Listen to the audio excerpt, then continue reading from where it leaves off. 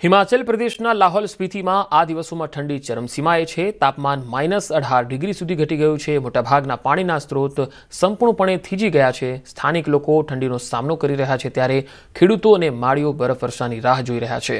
લાહોલ સ્પીતિમાં ઠંડીનું પ્રમાણ વધવા લાગ્યું છે। ખીણનું લઘુત્તમ તાપમાન સતત ઘટીને -18 ડિગ્રી સેલ્સિયસ થઈ ગયું છે। દિવસ દરમિયાન પણ તાપમાન -3 થી -5 ડિગ્રી સેલ્સિયસ સુધી મર્યાદિત રહે છે, જેના કારણે જનજીવન પર અસર પડે છે। જો કે શિમલા હવામાન કેન્દ્રએ 7 ડિસેમ્બરે ઊંચાઈવાળા વિસ્તારોમાં હિમવર્ષાની આગાહી કરી।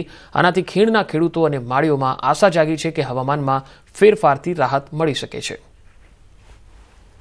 लाहौल घाटी में जैसे जैसे दिसंबर का महीना आगे बढ़ रहा है वैसे वैसे तापमान में भी निरंतर जो है गिरावट देखने को मिल रही है। -13 से 20 डिग्री सेंटीग्रेड तक तापमान जो है नीचे चला गया है।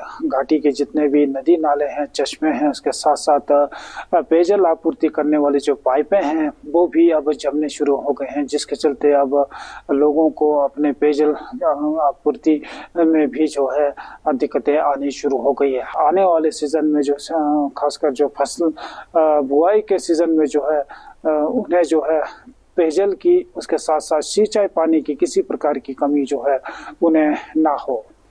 न्यूज़ 18 हिमाचल के लिए लाहौल स्पीति से प्रेम लाभ है।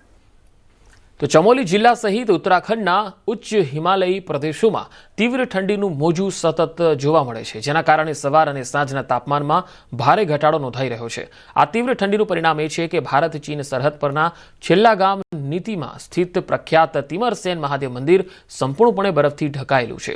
કુદરતી બરફની રચનાને કારણે ઉત્તરાખંડના મિની અમરનાથ તરીકે પ્રખ્યાત આ મંદિર અહીંના શિવલિંગમાંથી ટપકતું પાણી હવે થીજી ગયું, એક વિશાળ બરફના ખડકનું સ્વરૂપ લઈ લીધું છે।